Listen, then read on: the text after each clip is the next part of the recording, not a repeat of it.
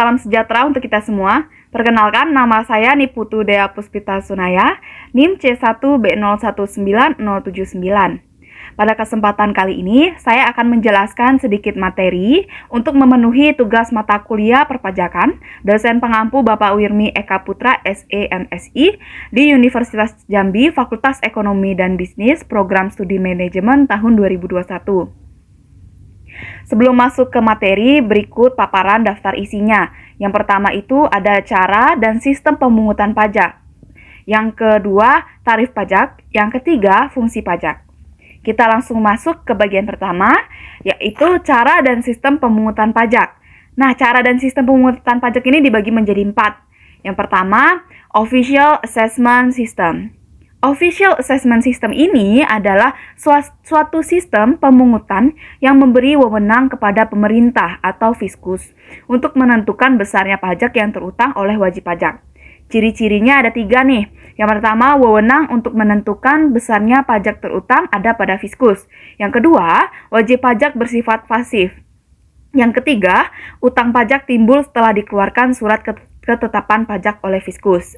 Nah, yang kedua, ada yang namanya Semi-Self-Assessment System.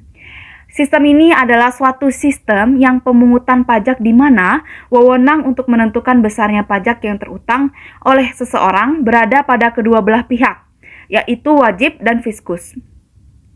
Mekanisme pelaksanaan dalam sistem ini berdasarkan suatu anggapan bahwa wajib pajak pada awal tahun menaksir sendiri besarnya hutang pajak yang harus dibayarkan dan pada akhir tahun pajak besarnya yang sesungguhnya ditetapkan oleh fiskus. Lalu yang ketiga ada yang namanya Full Self-Assessment System. Sistem ini adalah suatu sistem pemungutan pajak yang memberikan wewenang kepada wajib pajak dalam menentukan sendiri jumlah pajak yang terutang setiap tahunnya sesuai dengan peraturan perundang-undangan perpajakan yang berlaku. Hal ini diungkapkan oleh resmi pada tahun 2011. Lalu yang terakhir keempat, ada yang namanya withholding system. Adalah suatu sistem pemungutan pajak yang memberi wewenang kepada pihak ketiga, bukan fiskus dan bukan wajib pajak yang bersangkutan, untuk memotong pajak yang terutang oleh wajib pajak. Ciri-cirinya ialah wewenang memotong atau memungut pajak yang terutang ada pada pihak ketiga, yaitu pihak selain fiskus dan wajib pajak. Lalu kita masuk ke bagian selanjutnya, ada yang namanya tarif pajak. Yang pertama, tarif tetap. Tarif berupa jumlah yang tetap atau sama terhadap berapapun jumlah yang dikenai biaya, sehingga besarnya pajak yang terutang tetap. Contoh, besarnya tarif bea materai untuk cek dan biliet giro dengan nilai nominal berapapun adalah Rp3.000. Lalu yang kedua ada yang namanya tarif proporsional atau sebanding. Tarif berupa persentase yang tetap terhadap berapapun jumlah yang dikenai pajak, sehingga besarnya pajak yang terutang proporsional terhadap besarnya nilai yang dikenai pajak.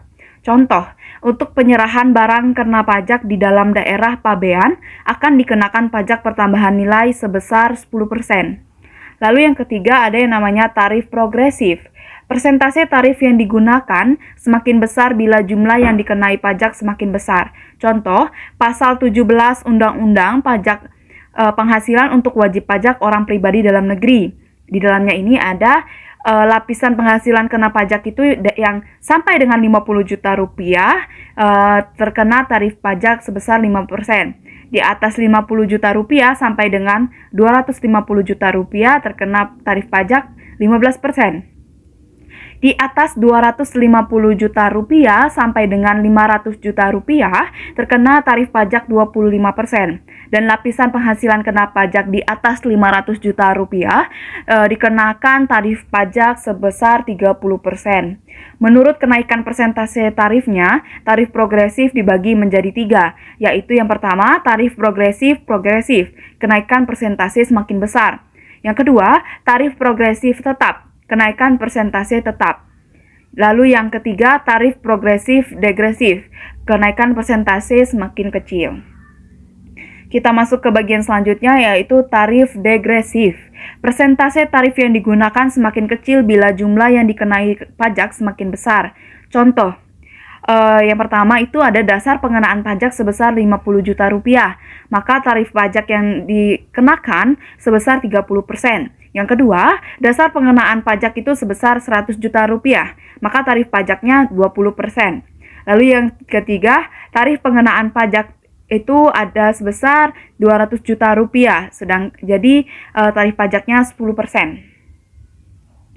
Kita masuk ke bagian akhir, yaitu fungsi pajak.